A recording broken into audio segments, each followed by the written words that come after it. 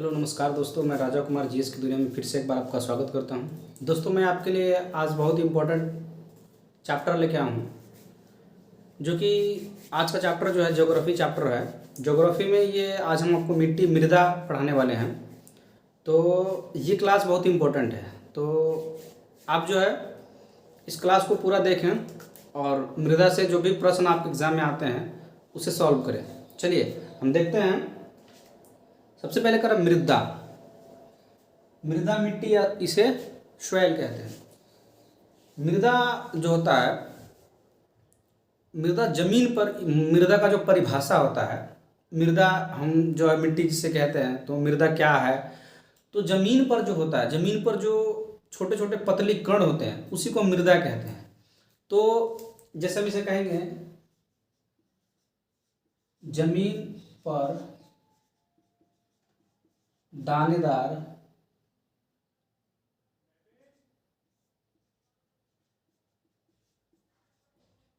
पतली जो कण होती है, जमीन पर दानेदार पतली जो कण होती है उसे हम मृदा कहते हैं। ठीक है। मृदा जो है,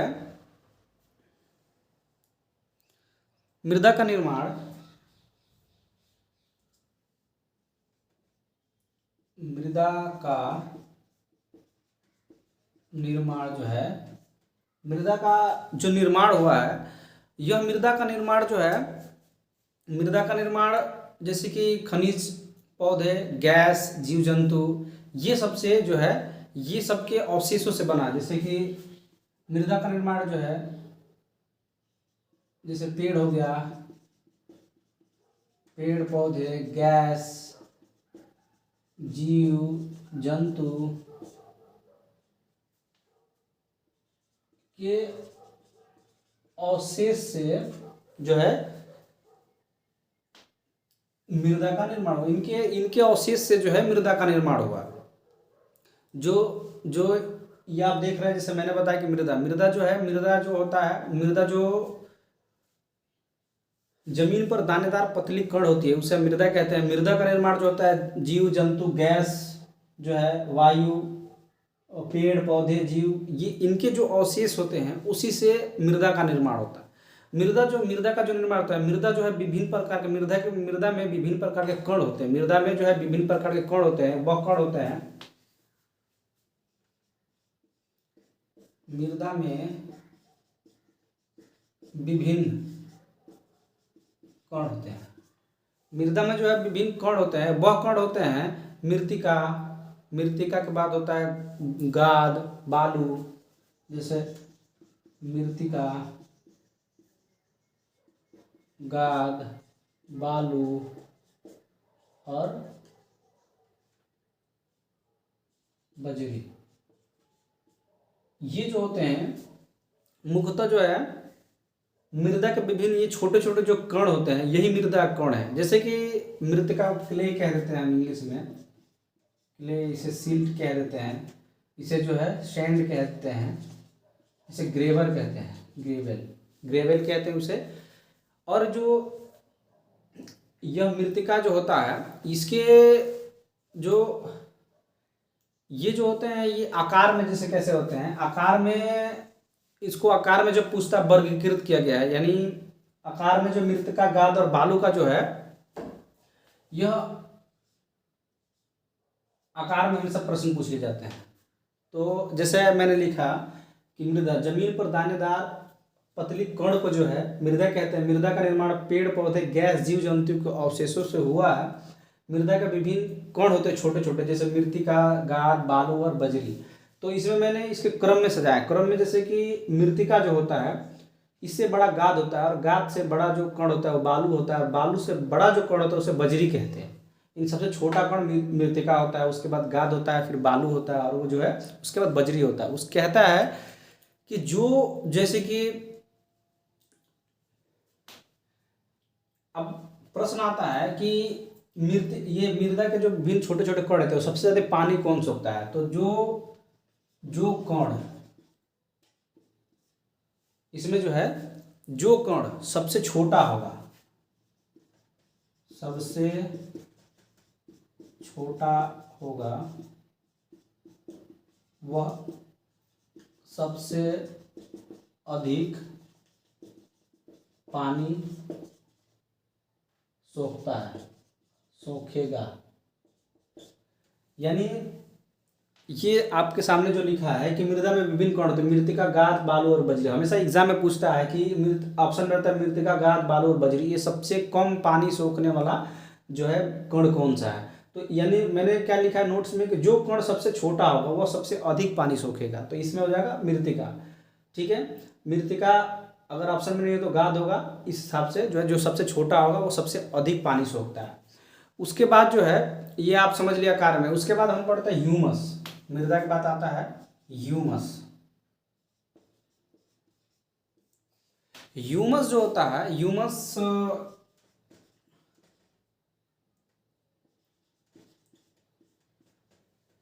ह्यूमस जो है गाढ़े भूरे रंग का एक कार्बनिक पदार्थ होता है। भूरे गाढ़े रंग का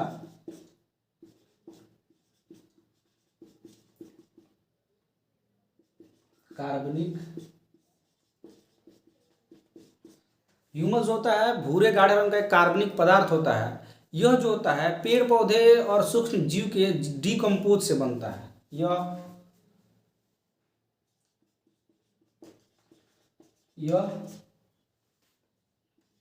पेड़ पौधे, उसके बाद पत्ते, सूक्ष्म जीव के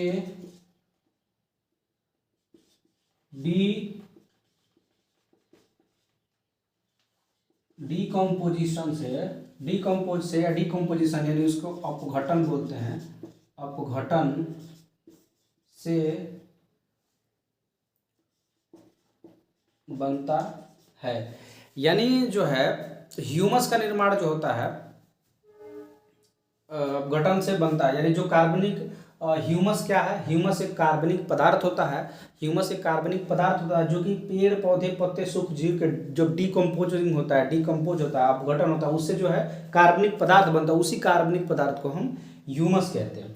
तो एक बार फिर से आप समझ लीजिए, मृदा जमीन पर दानेदार पतली कण को मृदा कहते हैं। मृदा का निर्माण पेड़ पौधे जीव जंतु गैस उसके जंतु के छोटे अवशेष से जो बनता है उसे मृदा कहते हैं। मृदा के विभिन्न कण होते हैं, मृतिका, गाद, बालू और बजरी।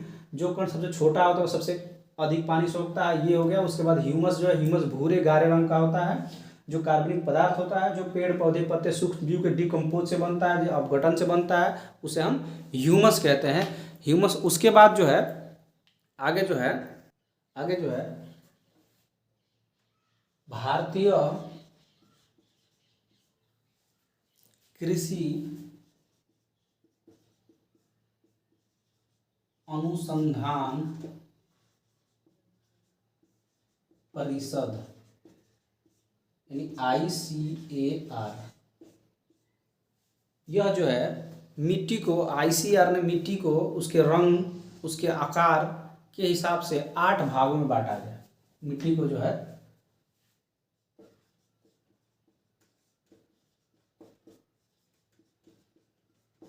ये 8 भाग हैं। यानी ये भाग जो है रंग, आकार के हिसाब से, क्षेत्र, रंग, आकार, क्षेत्र के हिसाब से, मतलब ICAR ने मिट्टी को जो है वर्गीकृत किया गया। जो 8 प्रकार की मिट्टी भारत में मुख्यतः पाई जाती हैं। तो सबसे पहले हम पहली मिट्टी के बारे में पढ़ते हैं। सबसे पहली मिट्टी है जो है जलोढ़ मिट्टी।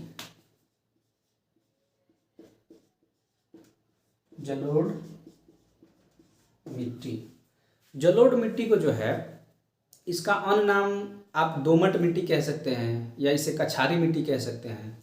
इसे अन्य नाम दोमट या कछारी मिट्टी, यानी जलोढ़ मिट्टी को आप दोमट मिट्टी या कछारी मिट्टी कह सकते हैं। जलोढ़ मिट्टी जो है यह जो है इसमें, इस मिट्टी में, यह मिट्टी जो होता है इसमें, इस मिट्टी में, इसमें जो है 40% और 40% और 20% की मात्रा होती है। यानी यह मिट्टी में बालू, मृतिका और इसमें जो है बालू, उसके बाद ये परसेंटेज में है, जितने ये 40%, 20% और ये जो है वो ये सब परसेंट में गाद, यानी इस मिट्टी में जो है जलोढ़ मिट्टी में 40% बालू पाया जाता है, 40% मृतिका पाया जाता है और 20% गाद पाया जाता है। यह मिट्टी जो है जलोढ़ मिट्टी जो है भारत में सबसे अधिक पाई जाने वाली मिट्टी है। भारत में सबसे अधिक पाई जाने वाली मिट्टी, यह भारत में 40% अकेले पाई जाती है। यानी जितनी भी मिट्टी हैं उनमें 40% अकेले यही मिट्टी पूरे भारत के क्षेत्र में, ये दोमट मिट्टी, कछारी मिट्टी या जलोढ़ मिट्टी, ये भारत में इतने क्षेत्र में 40% के क्षेत्र में यही मिट्टी फैली हुई है। यह सबसे उपजाऊ मिट्टी है। भारत की सबसे उपजाऊ मिट्टी, यानी यह मिट्टी जो है सबसे, भारत में सबसे, प्रश्न पूछता है एग्जाम में कि भारत की सबसे उपजाऊ मिट्टी कौन सी है, तो भारत की सबसे अधिक उपजाऊ मिट्टी जो है यही जलोढ़ मिट्टी कहिए आप, इसे कछारी मिट्टी कहिए या दोमट मिट्टी कहिए। यह मिट्टी जो होती है यह तटीय क्षेत्र में या उत्तर भारत में, यह मिट्टी उपजाऊ मिट्टी यह तटीय क्षेत्र या उत्तर भारत कह सकते हैं, उत्तर भारत में, जैसे असम से आप कह सकते हैं, असम से पंजाब तक कह सकते हैं। यानी यह मिट्टी जो है उत्तर भारत में यह मिट्टी पाई जाती है, जो है जलोढ़ मिट्टी। इसका अन्य नाम दोमट मिट्टी या कछारी मिट्टी होता है। इसमें 40% बालू, 40% मृतिका और 20% गाद होता है। भारत में सबसे अधिक पाई जाने वाली यह मिट्टी है जो 40% पूरे भारत के क्षेत्रफल में 40% ही पाई जाती है। भारत में सबसे अधिक उपजाऊ मिट्टी है और सबसे ज़्यादा क्षेत्रफल में फैली हुई है। तटीय क्षेत्र में पाई जाती है और उत्तर भारत में, जैसे असम, पंजाब, उत्तर भारत के क्षेत्र में यह मिट्टी पाई जाती है। यह मिट्टी जो है सबसे अधिक, इस मिट्टी में जो बोई जाती है, खेती होती है, उपयुक्त है। ये मिट्टी जो है उपयुक्त फसल सबसे अधिक बोया जाता है। इसमें धान,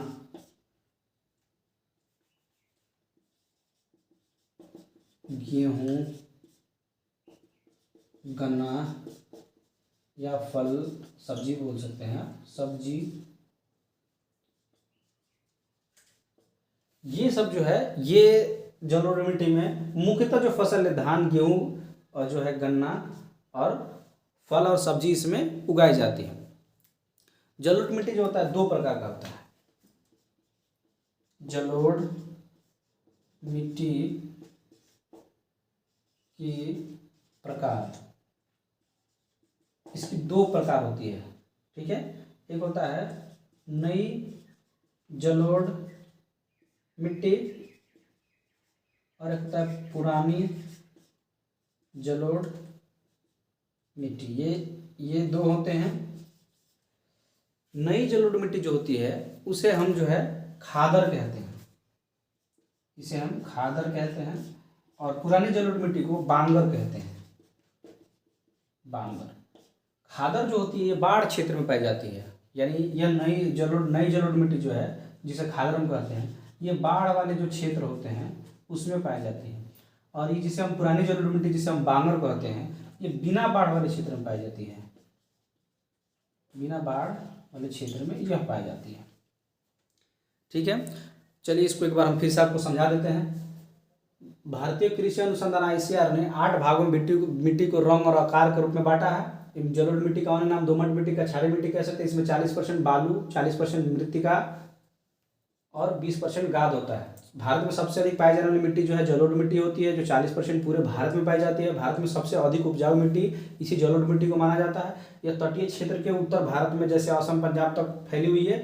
उपयुक्त फसल इसमें जो होती है, सबसे अधिक बोई जाने वाली जलोढ़ मिट्टी की फसल जो है धान है, गेहूं है, गन्ना फसल, फल और सब्जी है। जलोढ़ मिट्टी के दो प्रकार होते हैं, नई जलोढ़ मिट्टी और पुरानी जलोढ़ मिट्टी। नई जलोढ़ मिट्टी को खादर जलोढ़ मिट्टी कहते हैं जो बाढ़ क्षेत्र में पाई जाती है, और पुरानी जलोढ़ मिट्टी को बांगर मिट्टी कहते हैं जो बिना बाढ़ वाले क्षेत्र में पाई जाती है। अगली जो मिट्टी है नंबर 2, एक नंबर तो हम समझ लिए। अगली जो मिट्टी है काली मिट्टी। काली मिट्टी का जो है अन्य नाम जो है, इसका अन्य नाम इसे आप रेगुर मिट्टी कह सकते हैं, रेगुर, या जो है कपास मिट्टी, ठीक है।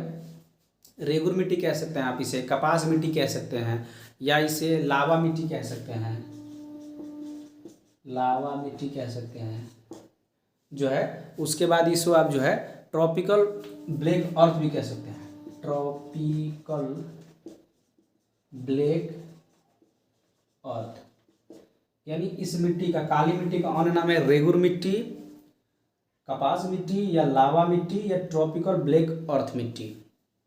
इसका जो है काली मिट्टी जो होता है, काली मिट्टी जो ये इसका निर्माण जो होता है, जब ज्वालामुखी का विस्फोट होता है तो उसमें से जो होते हैं बेसाल्ट निकलते हैं, बेसाल्ट जो निकलते हैं, तो ज्वालामुखी से जो बेसाल्ट निकलते हैं वो एक चट्टान का रूप लेते हैं, और वो जब चट्टान टूटने लगता है तब जो टूटने के जो कण उसमें से जो टूटते हैं उसी को वो काली मिट्टी का आकार ले लेता है, यानी उसे ही काली मिट्टी कहा जाता है। यानी काली मिट्टी का डेफिनेशन ये है कि जब ज्वालामुखी का विस्फोट होता है तो उसमें से जो बेसाल्ट निकलते हैं वो एक चट्टान का रूप लेते हैं, जब चट्टान से जब टूटने लगते हैं तो वो काली मिट्टी का रूप ले लेते हैं। तो चलिए, जैसे काली मिट्टी का निर्माण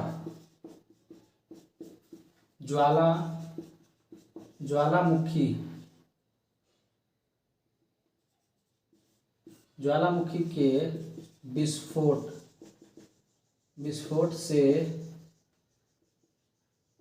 से बना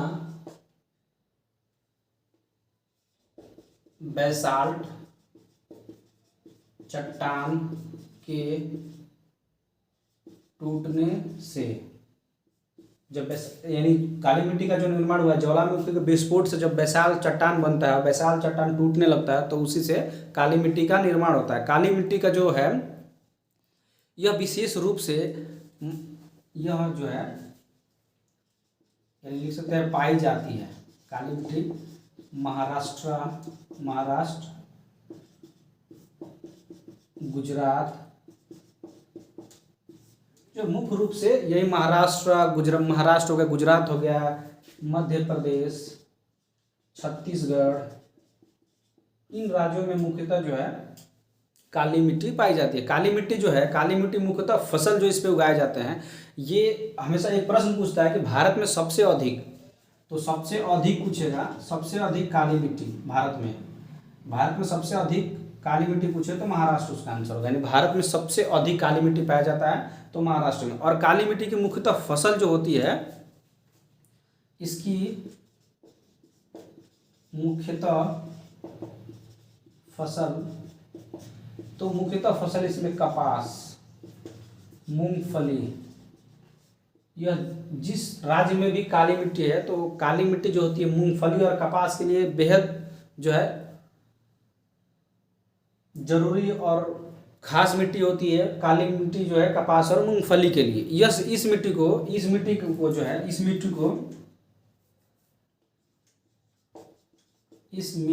को स्वतः जुताई वाली मिट्टी, यानी इसका अन्य नाम कहा जाता है कि यह मिट्टी जो है स्वतः जुताई वाली मिट्टी है, या इसे कम सिंचाई की जरूरत पड़ती है, कम सिंचाई वाली मिट्टी।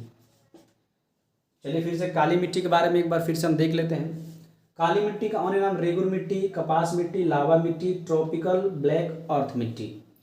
काली मिट्टी का निर्माण जब ज्वालामुखी का विस्फोट होता है तो ज्वालामुखी के विस्फोट से बेसाल्ट चट्टान बनते हैं। जब बेसाल्ट चट्टान जब टूटते हैं तो उससे जो टूटा हुआ कण होता है उसे को काली मिट्टी कहते हैं। काली मिट्टी जो होता है मुख्यतः महाराष्ट्र, गुजरात, मध्य प्रदेश, छत्तीसगढ़ में पाया जाता है और भारत में सबसे अधिक काली मिट्टी महाराष्ट्र में पाई जाती है। काली मिट्टी का मुख्यतः फसल जो होता है कपास होता है, मूंगफली होता है। यह काली मिट्टी के लिए जो उपयुक्त फसल है कपास और मूंगफली। उसके बाद इस मिट्टी को स्वतः जुताई वाली मिट्टी भी कहा जाता है, यानी इसमें कम जोतने की आवश्यकता जो होती है कम पड़ती है। यह स्वतः जुताई वाली मिट्टी कहिए या सबसे कम सिंचाई वाली मिट्टी, यह जो है भारत में सबसे कम सींचने वाली मिट्टी है। एकदम इसकी सिंचाई की इसमें जो भी फसल बोए जाते हैं तो इसमें सिंचाई की ज़रूरत बहुत कम पड़ती है। चलिए अगली जो मिट्टी है उसके बारे में समझते हैं। आगे जो है उसके बाद जो है 3 नंबर में लाल या पीली मिट्टी। लाल या पीली मिट्टी जो होती है, लाल या पीली मिट्टी जो होती है, इसका निर्माण कायंत्रित जो होता है, कायंत्रित चट्टान जो कायंत्रित शैल बोलते हैं, इसका निर्माण कायांतरित शैल यानी लाल या पीली मिट्टी कहिए इसे, कायांतरित जो शैल होते हैं उसके शैल के टूटने से, लाल या पीली मिट्टी इसका निर्माण कायांतरित शैल के टूटने से, यह जो है इसमें जो है लोहा और सिलिका की मात्रा अधिक होती है। इसमें लोहा और सिलिका की मात्रा अधिक होती है। अधिक जो है लाल या पीली मिट्टी इसका निर्माण कायांतरित शैल के टूटने से, इसमें जो है लाल या पीली मिट्टी में जो है इसमें आपको जो है सिलिका और लोहा की मात्रा अधिक होती है। इसका जो है इसका भी रंग लाल होता है, रंग इसका जो है लाल होता है, जो कि फेरिक ऑक्साइड के वजह से इसका रंग जो है, फेरिक ऑक्साइड की वजह से इसका रंग लाल होता है। इस पे जो है मुख्यतः खेती जो होती है, उपयुक्त जो होता है यह जो होता है लाल या पीली मिट्टी उपयुक्त होता है, ये बाजरे की खेती के लिए सबसे महत्वपूर्ण है। बाजरे के लिए यह मुख्यतः जो होता है, इसकी यह जो पाया जाता है तमिलनाडु सबसे अधिक, तमिलनाडु, आंध्र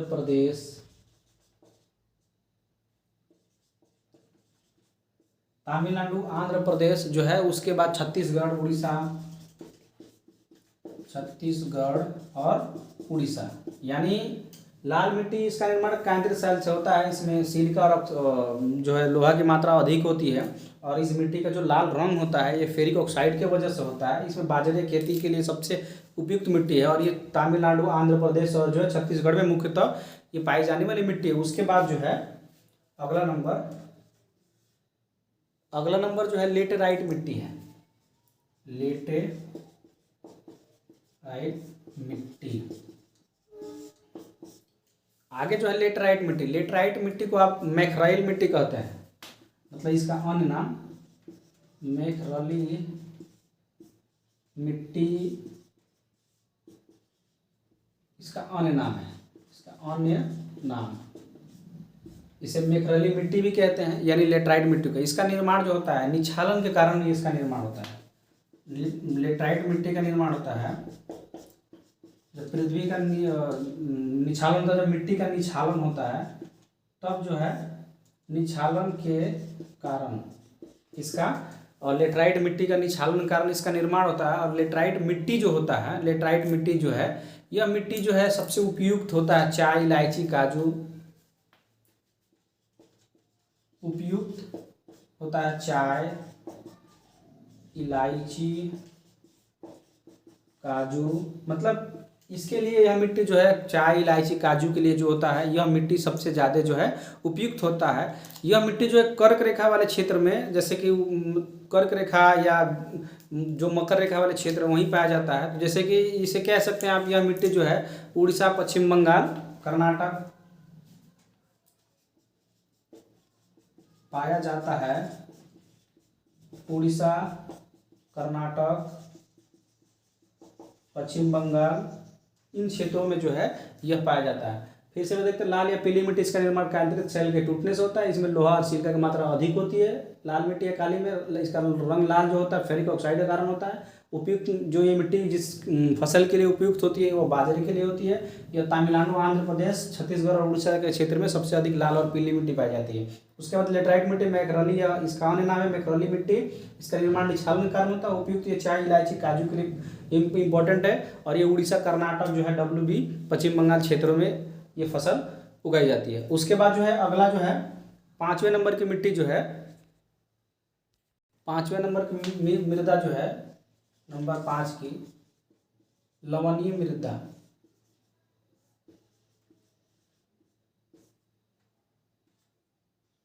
लवणीय मृदा यानी लवणीय मृदा जो होता है, यह मिट्टी जो होता है, यह मिट्टी में सबसे अधिक नमक की मात्रा पाई जाती है। यानी लवणीय मृदा जो होती है, इसमें सबसे अधिक नमक की मात्रा पाई जाती है। यह इस मिट्टी का अन्य नाम जो है, लवणीय मृदा का अन्य नाम रेह जो होता है, रेह, ऊसर कहिए, रेह कहिए, ऊसर कहिए। इस मिट्टी का जैसे अन्य नाम में रेह आ जाता है, ऊसर आ जाता है, कल्लर आ जाता है। कल्लर यानी जो है लवणीय मृदा का अन्य नाम रेह, ऊसर और कल्लर। यह मिट्टी जो होता है, इस मिट्टी में, लवणीय मिट्टी में सबसे अधिक जो है जो नमक होते हैं, सबसे अधिक इसमें नमक पाया जाता है। जैसे इसमें नमक का वजह इसलिए होता है, सबसे अधिक क्षारीय या नमकीन कहा जाता है इसलिए क्योंकि इसमें सोडियम, कैल्शियम,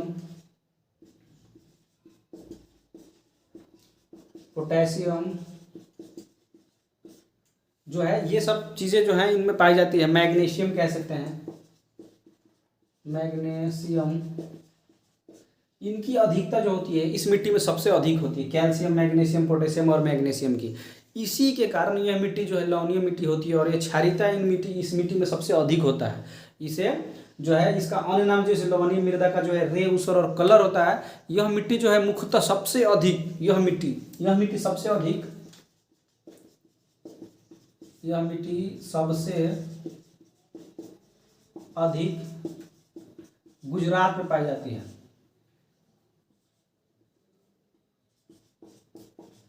यानी ये एग्जाम में कितनी बार पूछ लिया गया कि सबसे अधिक लवणीय मृदा कौन सी है, तो ऑप्शन में होता है रे रहेगा और बाकी सारी मिट्टी का नाम रहेगा। तो इसी लवणीय मृदा का रे कहिए, ऊसर कहिए, कलर कहिए। या पूछता है कि सबसे अधिक लवणीय मृदा किस राज्य में पाई जाती है, तो वो होगा गुजरात।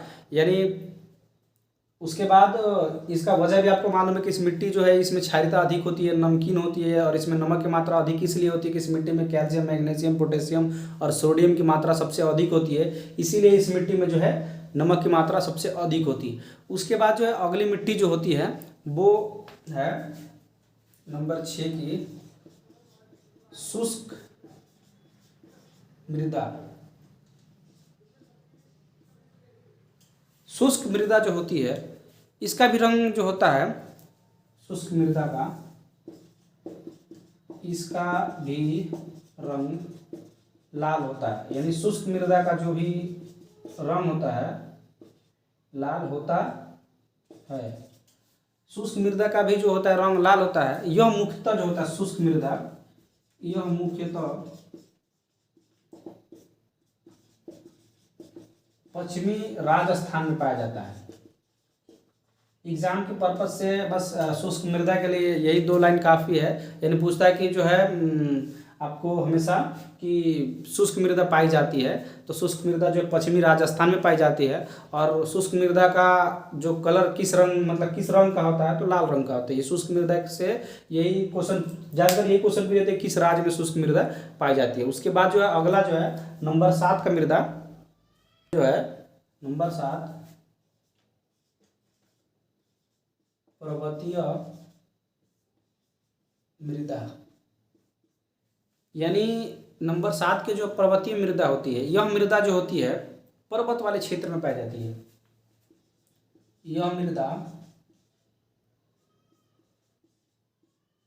पर्वत वाले क्षेत्र में, यानी पर्वतीय मृदा से आप समझ रहे हैं कि पर्वत वाले क्षेत्र में पाई जाती है। इसमें कंकड़ और पत्थर की मात्रा सबसे अधिक होती है।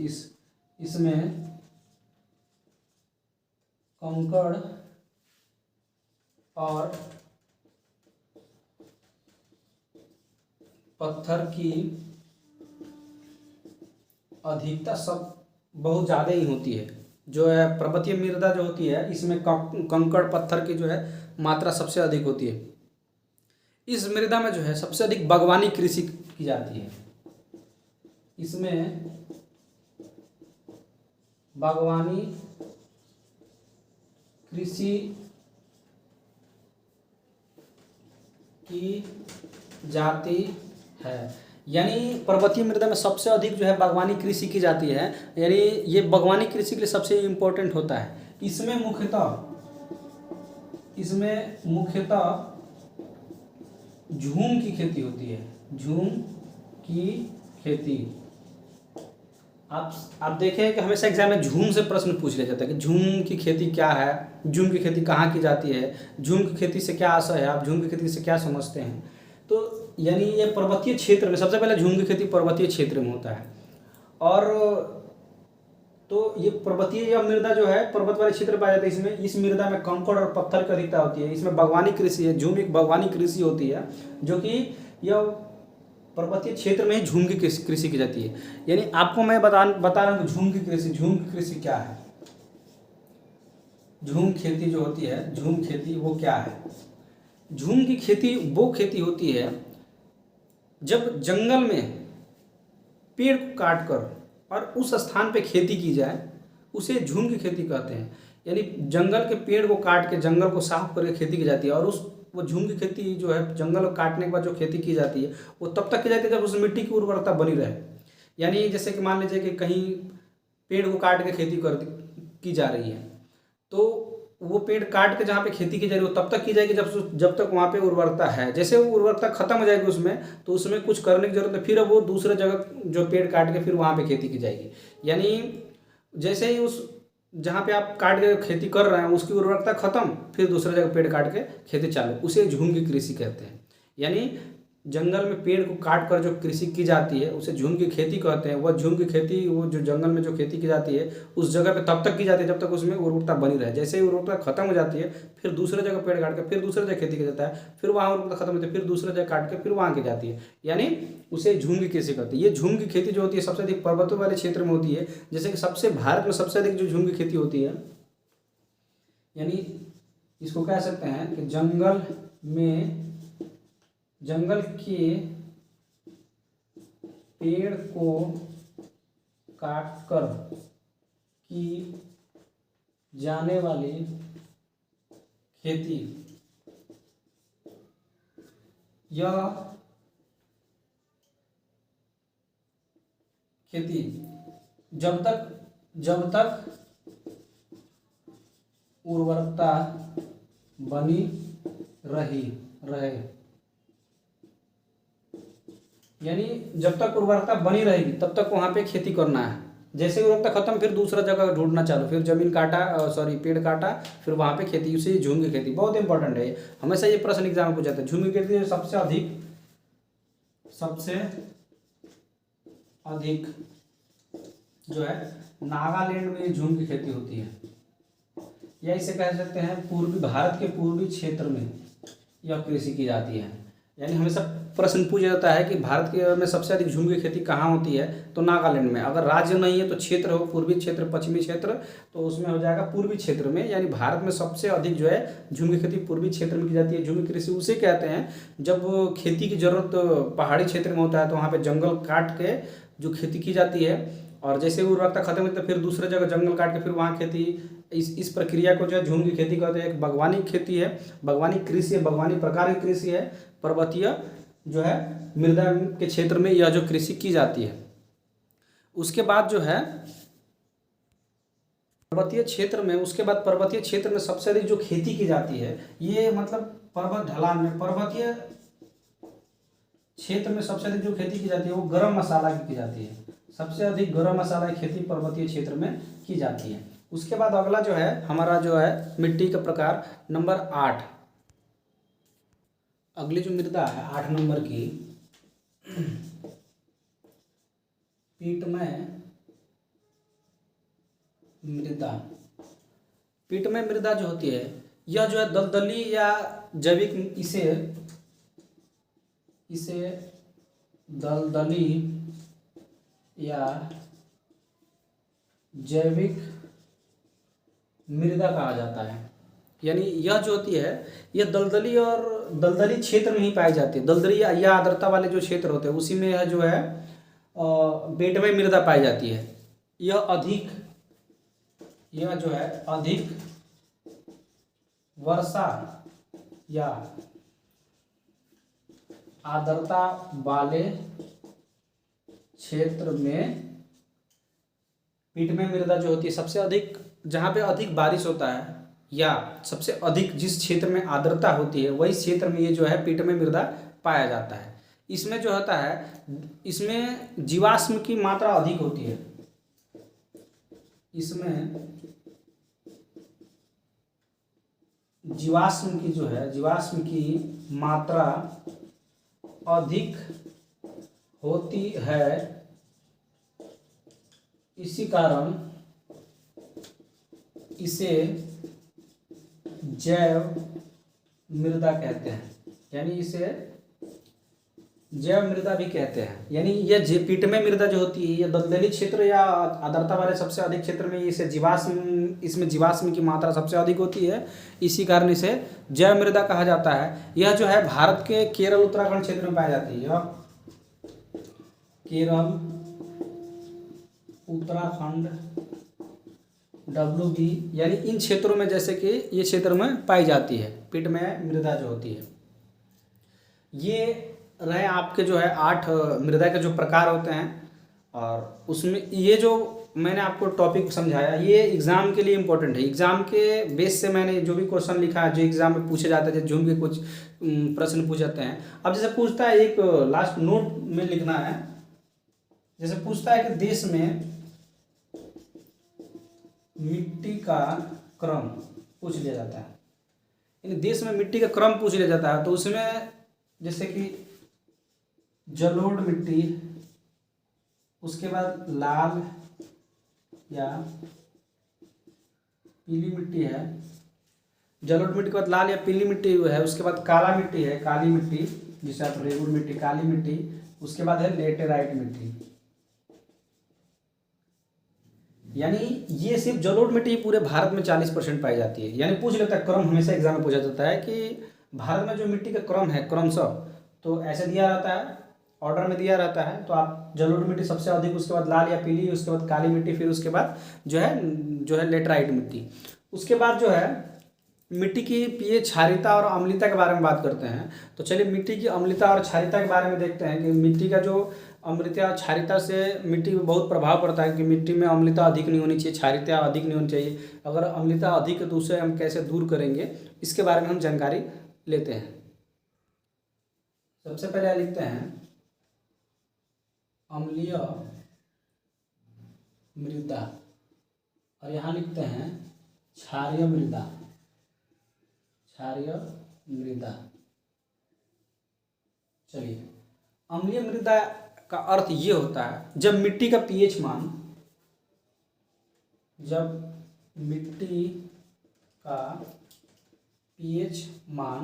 पावर ऑफ हाइड्रोजन या पीएच का पावर ऑफ हाइड्रोजन कहिए या परसेंट ऑफ हाइड्रोजन, पीएच मान 7 से कम हो। और क्षारीय में क्या होता है, जब मिट्टी का पीएच मान 7 से अधिक हो। ठीक है। उसके